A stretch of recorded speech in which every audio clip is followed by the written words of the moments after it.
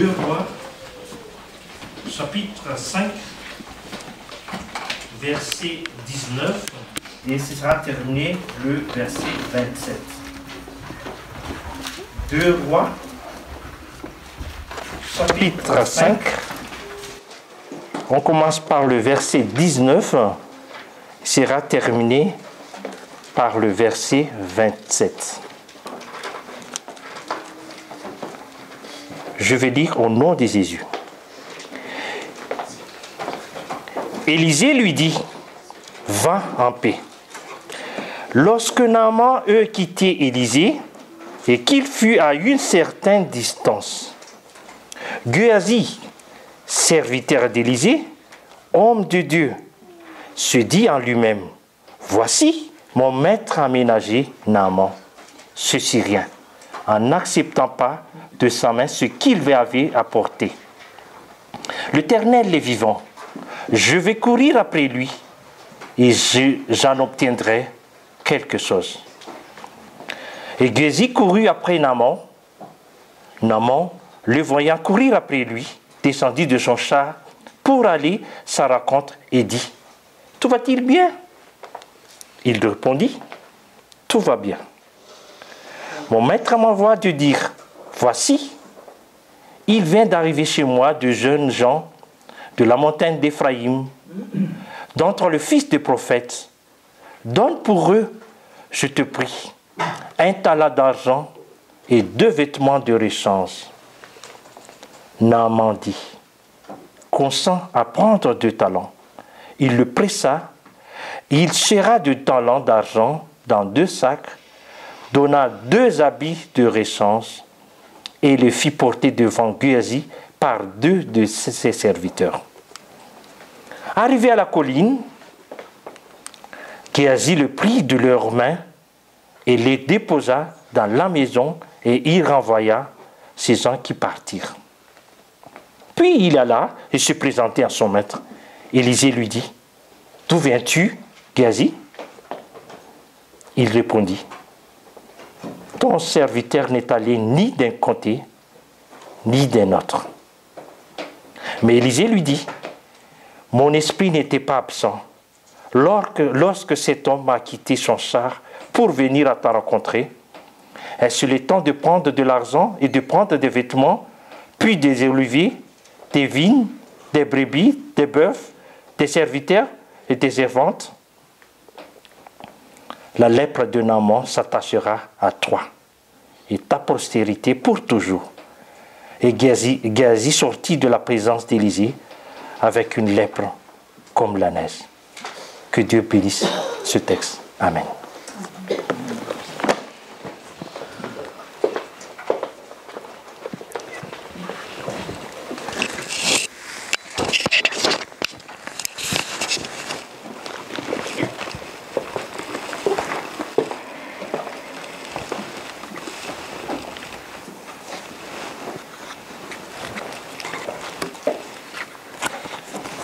Alors bonjour à tous ceux que je n'ai pas vus ce matin encore. Et c'est avec beaucoup de plaisir et de joie que je suis devant vous ce matin à porter cette parole que le Seigneur m'a inspirée. Je ne sais pas si dans votre vie chrétienne déjà ça vous est arrivé, certainement qu'à vous aussi comme à moi, de se poser la question de savoir où est-ce qu'on en est par rapport aux 10 commandements. Alors, vous les prenez dans la suite, puisqu'on les a mémorisés. Tu n'auras pas d'autre Dieu devant ma face. Et non, j'ai qu'un seul Dieu, je le prie, je coche. Tu ne feras pas d'image taillée, de statue, tu ne te prosterneras pas devant. Non, moi ça c'est pas mon problème. Peut-être que d'autres dénominations religieuses le font, mais moi ça c'est pas... Je coche, pas de problème. Tu n'utiliseras pas le nom de Dieu en vain. Non, là aussi, quoi qu'on pourrait réfléchir sur ce commandement, mais a priori, non, je respecte le nom de Dieu, je coche. Souviens-toi du jour du sabbat pour le sanctifier. Ça, pas aussi, pas de problème, sabbat, je coche. Tu honoreras ton père et ta mère. Ah oui, ça, Seigneur, c'est logique. Je coche, tu ne tueras point, tu ne commettras pas d'adultère, tu ne voleras pas, tu ne... En fait, en définitive, on s'aperçoit que avec les 10 commandements, on n'a pas vraiment un problème. Tout n'est pas clair. Bien sûr, il y a les petites imperfections, il faudra bien les corriger, mais dans l'ensemble, c'est 10 commandements, il n'y a pas de problème. Et puis on arrive au 10e commandement, en définitive, et on lit « Tu ne convoiteras pas ». Ben là non plus, non, convoiteras pas, non, pour moi je coche. En fait, vous savez ce que ça veut dire convoiter? Vous avez une idée de ce que ça veut dire convoiter? Prendre une chose qui ne t'appartient pas. Tout à fait. Désirer, vouloir posséder, même un peu plus, ça, profiter de ce qui n'est pas et qui ne pourra pas être à nous. Convoiter. Alors, je ne sais pas si vous avez remarqué, mais bien souvent, ce 10e commandement est l'un de ceux qu'on ne prête le moins d'attention. Ce n'est pas celui qui nous pose des problèmes. Tu ne convoiteras point. Est-ce que vous pensez que vous convoitez? Moi, pour ma part, je n'ai pas l'impression de convoiter. Mais réflexion faite, est-ce qu'on en est vraiment sûr? Beaucoup de braves gens s'imaginent honnêtement qu'ils ne transgressent pas la loi de Dieu, parce que leurs actes sont en conformité. C'est ce qu'ils pensent. Et puis ils se vantent de leur justice. Mais ce 10e commandement est celui qui nous force à nous voir tels que nous sommes, en réalité. Alors, je vous invite à écouter ce que nous dit dans le livre Patriarche aux prophètes, la messagère de Dieu. Il y a un paragraphe à la page 476 qui devrait nous interpeller. C'est un des péchés les plus communs de nos jours et dont on fait le moins de cas. D'autres fautes sont poursuivies et châtiées. Mais il est très rare que la violation du 10e commandement donne lieu ne fût-ce qu'à une simple réprimande. Et malheureusement, il me semble que cela soit trop vrai. On n'a jamais fait de remarque à qui que ce soit en disant « Mais toi, mon frère, tu convoites ». Je n'ai jamais entendu ça. Je ne sais pas si vous l'avez entendu, mais en tout cas, pour ma part, je ne l'ai jamais entendu. Et je me demande si ce commandement de nos jours, qui est présenté dans ce texte qui, je vous rappelle, est écrit depuis plus de 100 ans, et qui n'a probablement pas la même valeur il y a 100 ans qu'aujourd'hui, et car aujourd'hui la situation doit être certainement pire qu'il y a 100 ans, se pourrait-il que ce dernier des commandements soit en finalité le premier de nos problèmes? D'ailleurs, ce n'est pas difficile à comprendre, parce que lorsqu'on regarde dans l'histoire de notre humanité, et si nous lisons notre Bible, vous verrez que les choses, en définitive, ont commencé par cela. C'est le problème, en réalité, par lequel tout a commencé. Je vous invite à prendre dans un chapitre que vous connaissez tous, Isaïe chapitre 14. Et vous connaissez tous ces versets, Isaïe chapitre 14. Au verset 13, tout le monde connaît ce chapitre. Nous sommes dans le contexte d'un message qui est envoyé au roi de Babylone. Alors, Isaïe chapitre 14. Et qui, en définitive, d'après le vocabulaire qui est utilisé, ne s'adresse pas vraiment au roi de Babylone. Voilà.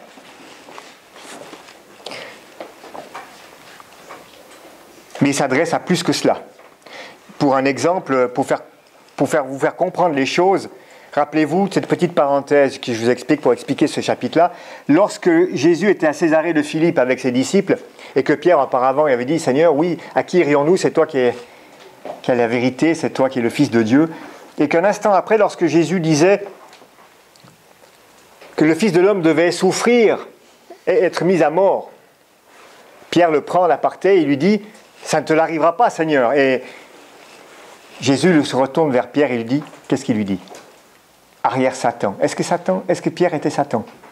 Non, mais les pensées que Satan insufflait à Pierre. Donc, Jésus parlait directement à Satan. C'est un peu le même contexte qu'on a dans ce chapitre au niveau du roi de Babylone. Alors, au verset 13, on peut lire ensemble. Chapitre 14, verset 13. Tu disais en ton cœur, je monterai au ciel, j'élèverai mon trône au-dessus des étoiles de Dieu, je m'assiérai sur la montagne de l'assemblée, à l'extrémité du septentrion, je monterai sur le sommet des nues, je serai semblable au Très-Haut. Est-ce que vous n'avez pas l'impression que le diable a commencé à convoiter la place de Dieu? Et c'est là le problème, c'est qu'il a justement convoité cette place de Dieu. Et lorsque nous lisons le texte complémentaire qu'on trouve dans le livre d'Ézéchiel au chapitre 28. Je vous le lis, vous le connaissez aussi. Il est dit, ton cœur s'est élevé à cause de ta beauté, tu as corrompu ta sagesse par ton éclat. En fait, Satan dit, je suis Dieu. Le diable voulait la place de Dieu. Il l'a convoité. Il a convoité ce qui appartient à Dieu. Il a voulu être comme Dieu, avoir l'autorité de Dieu. En plus, il voulait recevoir l'adoration qui était réservée à Dieu. Et en fait, tout a commencé par là. Parce que le premier commandement correspond au dernier commandement. Tu n'auras pas d'autre Dieu devant la face, tu ne convoiteras pas. Et c'est le titre de cette prédication et aussi l'inspiration que Paul Scalier m'a donnée quand j'ai préparé cela. Tu ne convoiteras pas. Satan est tombé dans le premier commandement et dans le 10e en même temps. Et de cette manière, nous pouvons comprendre que le premier commandement soit en lien avec le dernier parce que le dernier est en lien avec le début de la grande controverse entre Christ et Satan. Et cette controverse va se poursuivre durant toute la tragédie des siècles jusqu'au dernier jour. Il sera au cœur du problème entre Christ et Satan, non seulement dans le ciel, sur la terre, mais aussi dans le cœur de chacun d'entre nous. Le premier, c'est le dernier c'est le premier. Et ce dernier commandement est celui dans lequel Lucifer au ciel est tombé. Et quand vous y pensez, quand vous y réfléchissiez aussi, c'est aussi le premier péché sur la terre. Premier péché dans le ciel, premier péché sur la terre. Prenez avec moi le livre de la Genèse au chapitre 3. Genèse chapitre 3.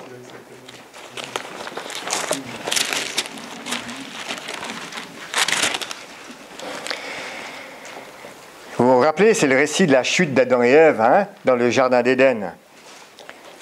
Et de ce fait, Adam et Ève choisissent un nouveau maître. On sait parce qu'ils vont obéir à quelqu'un d'autre qu'à Dieu.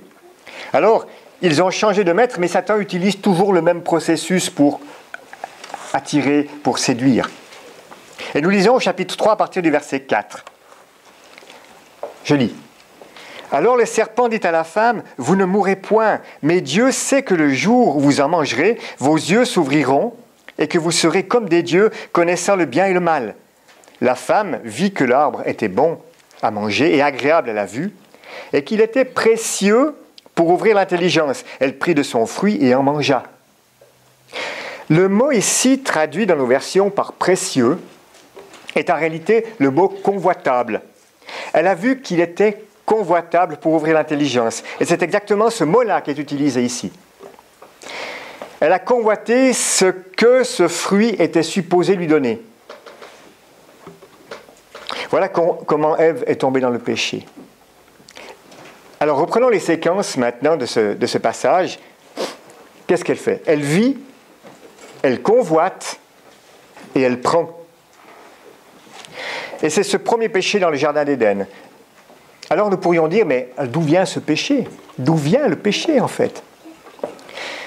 Alors Satan, dans le texte suivant, nous fait supposer qu'il vient de Dieu. Adam dit, mais c'est pas moi le problème. C'est pas moi, c'est la femme que tu as mise à mes côtés le problème. Et puis la femme dit, mais Seigneur, c'est pas moi, c'est le serpent là. Puis en fait, après tout, qui c'est qui a créé le serpent? Et finalement, donc, c'est ta faute, Seigneur. C'est toi vient le péché. Alors, la Bible nous donne des explications. Et une qui est très utile, je vous invite à la prendre, c'est dans le livre de Jacques. Épître de Jacques, chapitre 1, au verset 13. Épître de Jacques, chapitre 1, verset 13.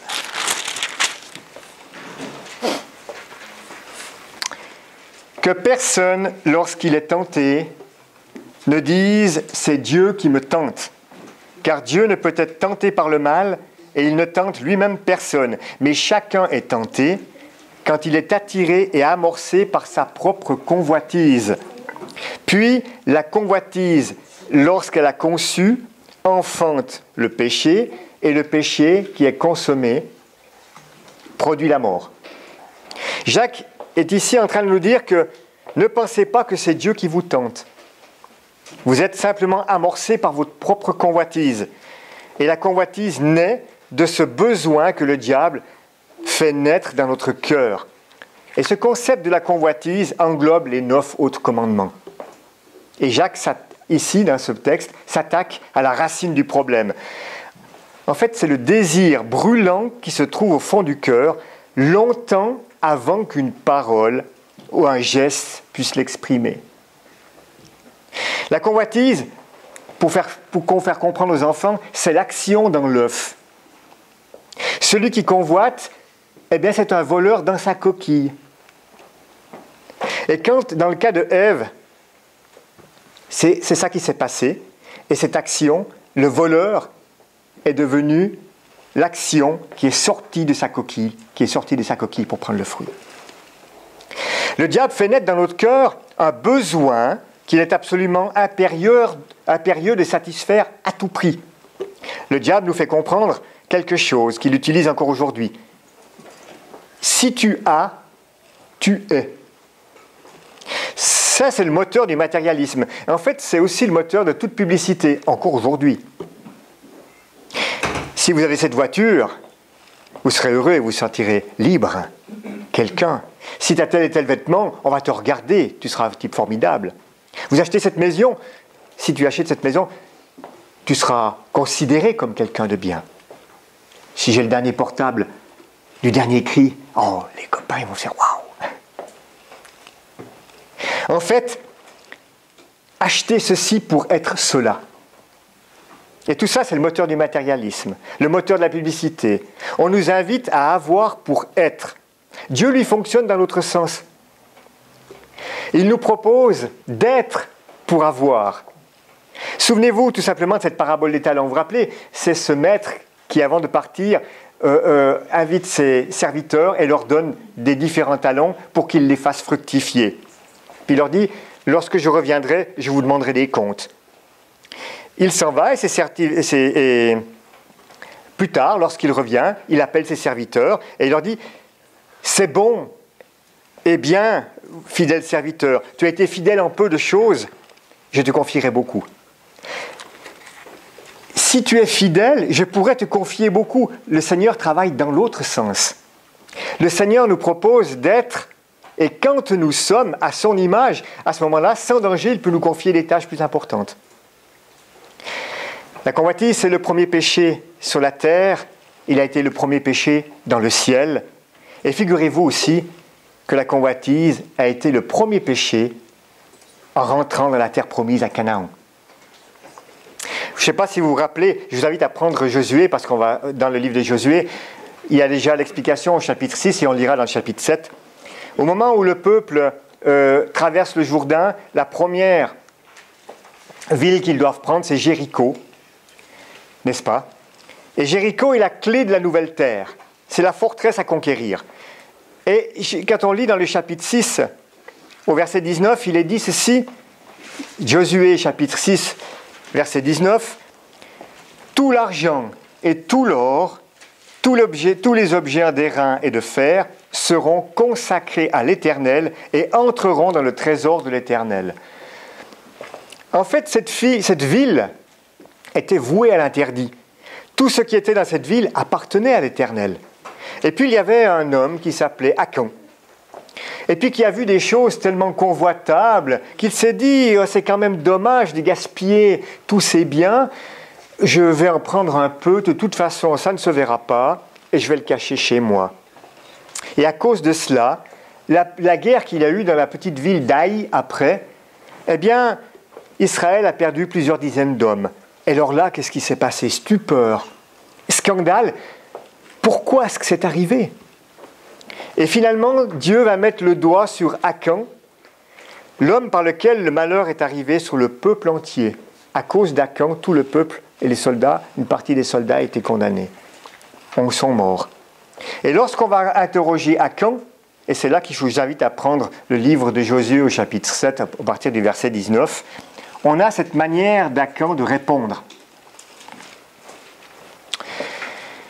Josué, chapitre 7, verset 19, à partir du verset 19. Josué dit à Achan, « Mon fils, Donne gloire à l'Éternel, le Dieu d'Israël, et rends-lui hommage. Dis-moi donc ce que tu as fait, ne me le cache point. Akan répondit à Josué, et il dit, il est vrai que j'ai péché contre l'Éternel, le Dieu d'Israël, car voici ce que j'ai fait. J'ai vu dans le butin un beau manteau de chinéar, 200 cycles d'argent et un lingot d'or du poids de 50 cycles. Je les ai convoités, je les ai pris, ils sont cachés dans la terre au milieu de ma tente et l'argent est au-dessous. Vous avez bien remarqué ce texte, de quelle manière il est écrit, ce qu'Akan a fait, comme dans le livre de la Genèse. J'ai vu, j'ai convoité, j'ai pris et j'ai caché. Dans le livre de la Genèse, en fait, c'est Adam et Ève qui se sont cachés eux, parce qu'ils étaient honteux. Et pourtant, dans les cas, ni l'un ni l'autre n'a pris un autre Dieu en vain. Ni l'un ni l'autre ne s'est prosterné devant des statues ou des idoles. Ils n'ont pas adoré. Rien de tout ça. On pouvait cocher tous les commandements. Les 9 premiers commandements étaient cochés. C'est un peuple qui respectait. Mais ils ont chuté sur le 10e commandement. Et ce commandement qui a été transgressé dans la terre promise. Premier péché sur la terre, premier péché dans le ciel, premier péché dans la terre promise. Mais figurez-vous que c'est aussi le premier péché dans l'Église. Regardez avec moi dans le livre des Actes. Je vous invite à prendre le livre des Actes au chapitre 5. Actes chapitre 5.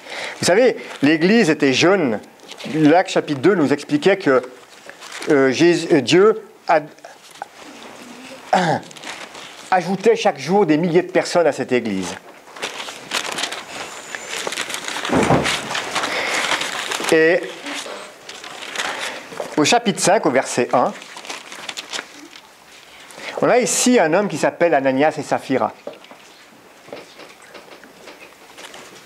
Et je vous lis ceci. Mais un homme nommé Ananias et avec Saphira, sa femme, vendit une propriété et retint une partie du prix, sa femme le sachant.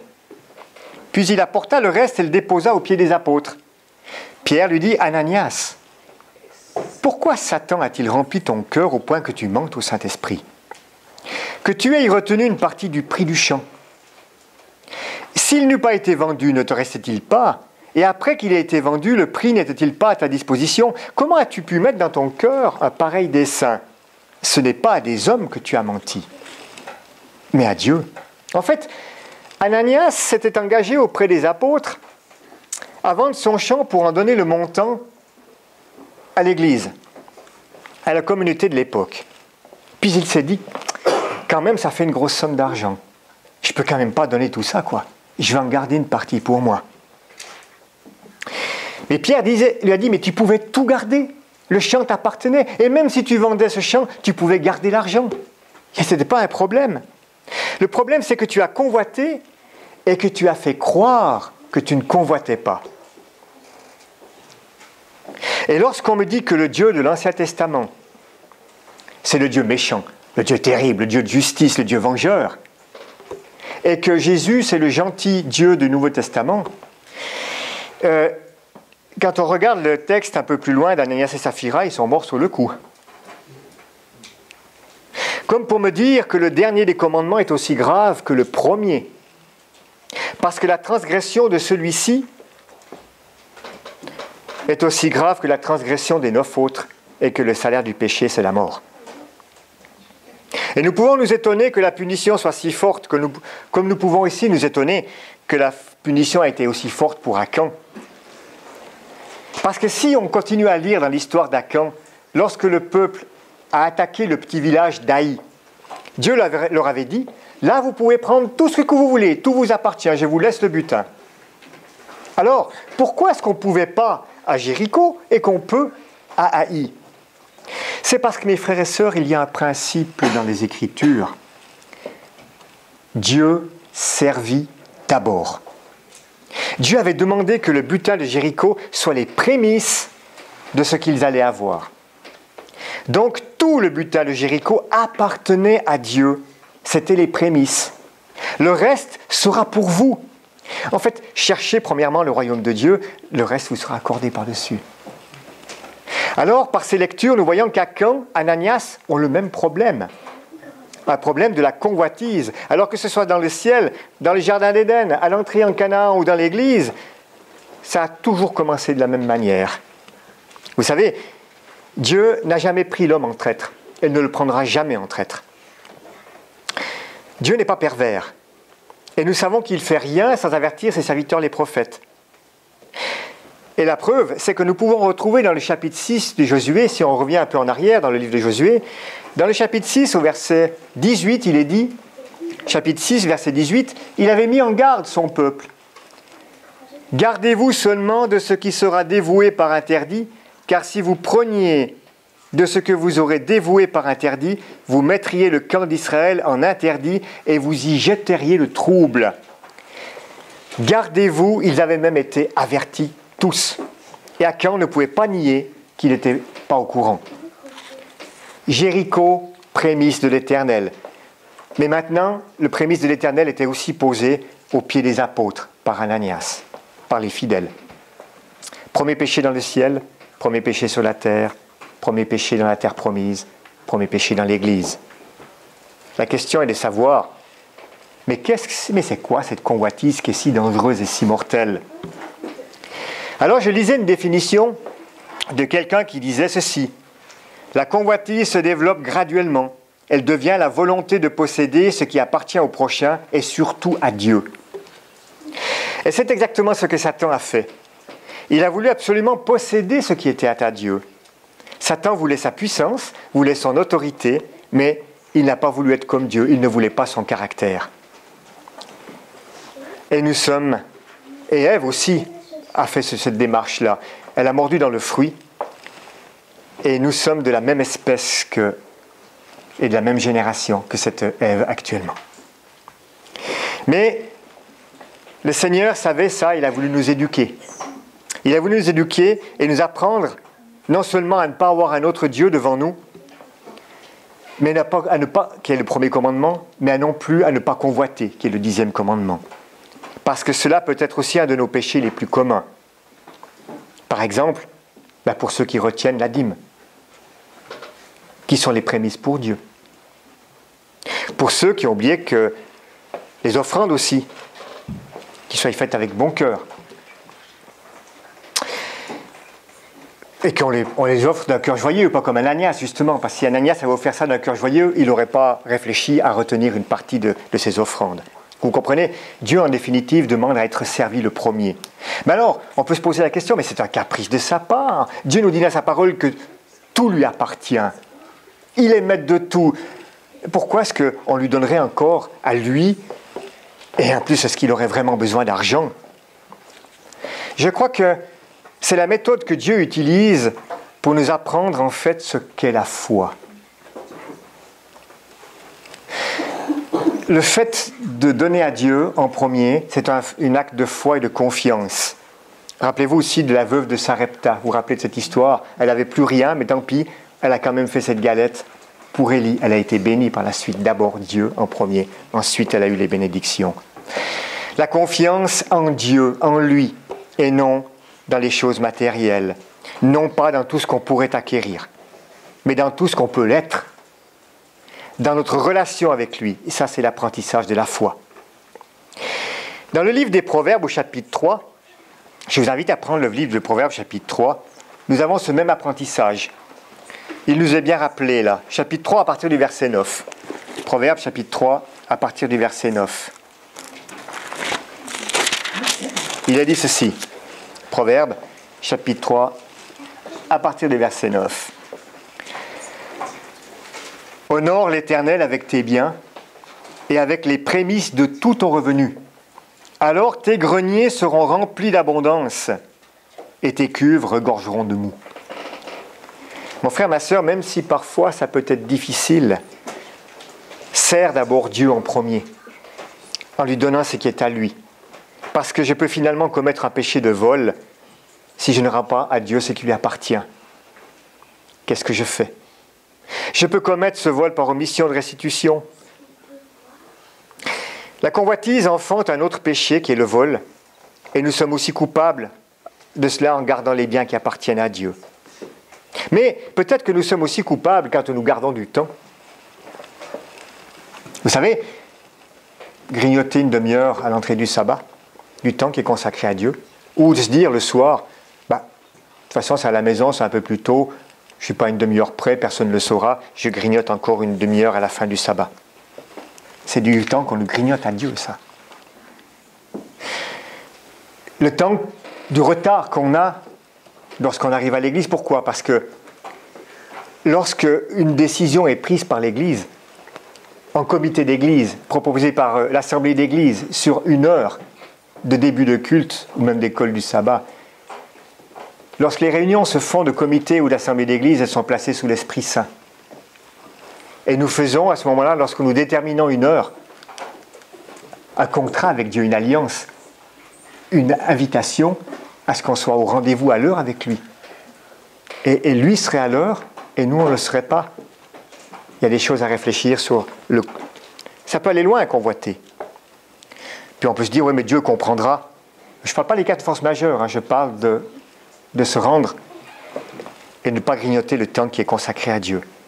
Et nous pouvons aussi garder pour nous les talents que Dieu nous donne. Des talents qu'on pourrait utiliser pour évangéliser, apporter la bonne nouvelle aux autres, les soulager, les écouter ne serait-ce. Et qu'en définitive, on n'utilise pas. Bien sûr, quand on est au travail, ce n'est pas toujours facile, mais on peut toujours avoir un peu de temps à consacrer à quelqu'un. Et on sait qu'on pourrait le faire et qu'on ne le fait pas. Ça fait aussi partie de la convoitise.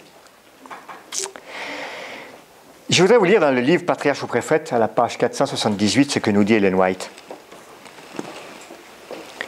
Page 478 de Patriarche et Prophète. Le péché d'Achan avait fait courir un grand péril à toute la nation. Aujourd'hui encore, la faute d'un seul homme peut attirer sur l'Église le déplaisir de Dieu, qui pèsera sur elle jusqu'à ce que le mal ait été découvert et banni de son sein. Les plus grands maux qui menacent l'Église ne viennent pas de ses ennemis déclarés, des incrédules, des blasphémateurs, mais bien de ses membres indignes. Ce sont eux qui la privent de bénédiction du Dieu d'Israël. Quand l'Église passe par la tribulation, quand sa froideur et sa médiocrité font la joie de ses ennemis, le moment est venu, non de croiser les bras et de se lamenter, mais de se demander s'il n'y a pas un Achan dans le troupeau, que chacun, dans un esprit d'humiliation, fasse un retour sur lui-même et se mette à chercher quels sont les péchés secrets qui nous éloignent de la présence de Dieu. Ah ouf! C'est des textes qui sont durs et le danger ne vient pas seulement là d'où on croit, le danger ne vient pas seulement de l'extérieur. Mais ce que je lis, c'est que les dangers viennent de ses membres indignes ou de la présence d'un Achan dans le troupeau qui prive l'Église de ses bénédictions. Alors Seigneur, montre-moi mon trait de caractère, montre-moi de façon à ce que je ne sois pas, moi, une pierre d'achoppement pour mes frères et sœurs dans cette Église. Et vous savez à quel point nos adolescents qui sont devant nous, qui nous regardent vivre, peuvent parfois nous signaler des erreurs ou des mauvais comportements à nous qui sommes adultes. Et je crois que c'est aussi un instrument, ces jeunes qui sont devant nous, utilisé par Dieu pour nous montrer que nous, adultes, nous ne sommes pas encore arrivés. Si la convoitise est le premier péché dans le ciel, si la convoitise est le premier péché sur la terre, qu'il a été le premier péché dans la terre promise et qu'il a été le premier péché dans l'Église, est-ce qu'il est possible aussi que ce premier péché, est-ce que la convoitise soit aussi le premier péché dans ma vie, en fait, dans mon cœur? Et que j'ai peut-être coché les 9 premiers commandements sans réfléchir suffisamment au dernier commandement, qui me renvoie finalement au premier et à la suite des autres. Je voudrais vous lire ce que écrit un pasteur de la revue Réforme protestante, Antoine Neuisk. Il a écrit ceci: « La convoitise est une maladie qui considère le frère comme un concurrent, le prochain comme un objet et l'objet comme une idole. Alors peut-être que je suis idolâtre à cause de la convoitise. » On peut s'interroger et se poser des questions par rapport à cela. À la page 477, je continue la lecture d'Ellen White. Elle écrit, en parlant de la convoitise, « Sa trace visqueuse se retrouve partout. Elle crée le mécontentement et la dissension dans les familles. Chez le pauvre, elle fait naître l'envie et la haine contre le riche. Chez le riche, elle provoque l'oppression spoliatrice du pauvre. Et la convoitise, finalement, vous l'avez sans aucun doute déjà vécu dans votre vie, ça m'étonnerait que quelqu'un ait échappé à ça. Détruit les relations familiales, par exemple à cause d'un héritage. Mais aussi, elles peuvent détruire les familles, dont les parents donnent de la préférence à un enfant plutôt qu'à un autre. Dans la Bible, il y a l'histoire de Jacob avec Joseph et ses frères, par exemple. La convoitise peut aussi détruire un couple, parce qu'on désire quelqu'un d'autre. La convoitise peut détruire la simplicité de la vie, parce qu'on veut des plaisirs beaucoup plus sophistiqués. La convoitise peut détruire la fraternité, parce que à travers cette destruction des fraternités, parce qu'on n'a pas eu le poste que mon frère a eu, par exemple. La convoitise peut détruire Jésus à Noël, parce qu'on a l'obsession des cadeaux. Cette convoitise est véritablement le premier des péchés, et il le sera probablement jusqu'à la fin, parce que cette convoitise fait partie de ce que nous sommes en tant que pécheurs. Et ce péché, lui aussi, a besoin d'être détruit avant que le Seigneur revienne. Dans sa première épître de Jean, au chapitre 2, je vous invite à prendre première épître de Jean, au chapitre 2.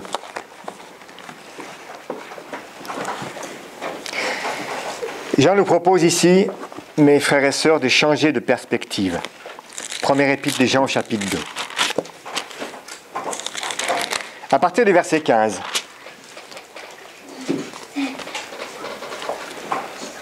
Jean chapitre 2, verset 15. « N'aimez point le monde, ni les choses qui sont dans le monde. Si quelqu'un aime le monde, l'amour du Père n'est point en lui. Car tout ce qui est dans le monde, la convoitise de la chair, la convoitise des yeux et l'orgueil de la vie ne vient point du Père, mais vient du monde. Et le monde passe, et sa convoitise aussi. Mais celui qui fait la volonté de Dieu demeure éternellement. » En fait, la racine de tous nos maux est la convoitise de ce qui est dans le monde. Jésus nous a dit, n'oubliez pas ses promesses, courage, j'ai vaincu le monde. Alors, si le monde est vaincu, et si nous nous appuyons sur ce vaincu, il n'est pas difficile d'imaginer quelle sera notre issue. L'apôtre Jean nous invite à nous appuyer sur celui qui vit éternellement. Peut-être faudrait-il, avant de cocher le dernier des commandements, que nous réfléchissions si celui-ci n'est pas le premier de nos problèmes, la première de nos préoccupations. Il va falloir nous occuper de cela pour savoir comment nous allons être vainqueurs de ce dernier problème qui envahit nos cœurs. Et le psalmiste, pour terminer, je vous dirai la citation qui disait « Fais de l'Éternel tes délices, il te donnera ce que ton cœur désire, mais d'abord, fais de l'Éternel tes délices. » Amen. Amen.